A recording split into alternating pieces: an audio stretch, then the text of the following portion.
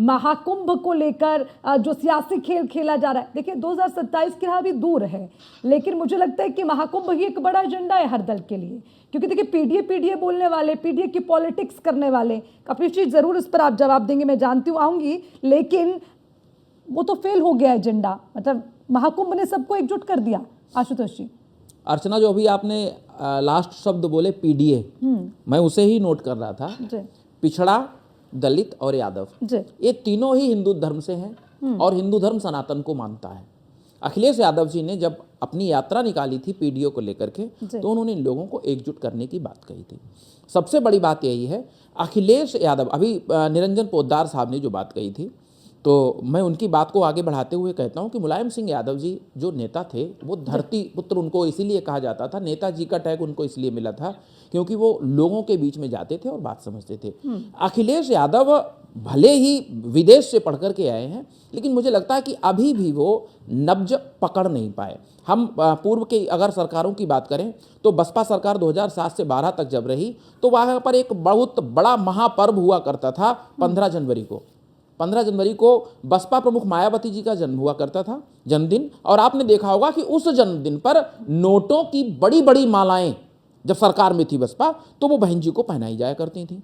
वो सत्ता से चली गई और सत्ता से जाने के साथ ही वो महाकुंभ जो हुआ करता था, जो महापर्व होता था, वो बंद हो गया। समाजवादी पार्टी सत्ता में रही, एक जबरदस्त आयोजन होता था सैफई महोत्सव।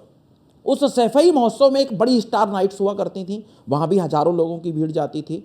वहाँ अगर आप कभी गई हो, मैं तो सैफई में इटावा में मैं रहा हूँ, तो मैंने देखा है, वहाँ पर पत्रकारिता मैंने की है वहाँ पर, कि लाइन लगती थी 80-80, 90-90 बार तो अकेले एक शिवपाल यादव जी का हेलीकॉप्टर वहाँ पर उतरता था और बाकी पूरी सरकार जब वहाँ पर हाजिरी लगाती थी, वो भी एक बड़ा आयोजन होता था।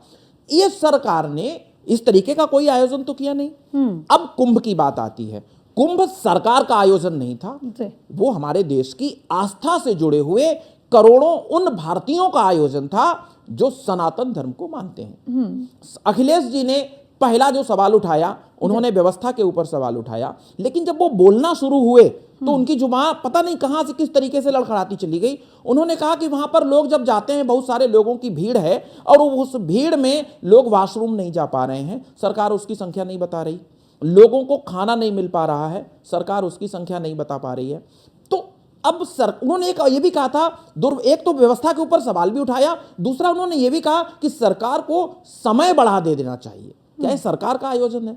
सरकार के पास में हैसियत है सरकार की कि वो कुंभ के आयोजन को मार्च के तक खींच करके ले जाए, होली के बाद तक कर दे? नहीं है ना। तो तार्किक होना चाहिए, आप मुद्दों की सियासत करें। यहां थोड़ा सा मैं अर्चना बताऊंगा। ठीक है। दूसरी चीज हो गई है, एक दुआ है कि राम नाम की लूट है, लूट सको तो लूट, अंत समय पछताओगे जब प्राण जाएंगे छूट। यह मामला दूसरा है। यहां हो गया है कि वोट तंत्र की लूट है, लूट सको तो लूट, और अंत समय पछताओगे जब मौका जाएगा छूट। तो यहां मौका ढूंढते हैं। पहले राम मंदिर को लेकर के मौका ढूंढा गया। जब भारतीय जनता पार्टी ने राम मंदिर को लेकर के आंदोलन चलाया तो यह कहा गया कि इस आंदोलन के माध्यम से भारतीय जनता पार्टी ध्रुवीकरण करना चाह रही है। लेकिन जब राम मंदिर बना और भगवान राम की प्राण प्रतिष्ठा हुई तो पूरे विपक्ष ने हल्ला मचाना शुरू कर दिया कि भारतीय जनता पार्टी इसका श्रेय लेना चाह रही है। जो व्यवस्था के लिए दौड़ेगा, जो संघर्ष करेगा, श्रेय भी उसी को जाएगा। सरकार अगर यहां पर योगी आदित्यनाथ की है तो उस पूरी व्यवस्था के ऊपर आप सवाल उठाने के लिए आप हकदार हैं, आप सवाल उठा सकते हैं क्योंकि आप विपक्ष में हैं।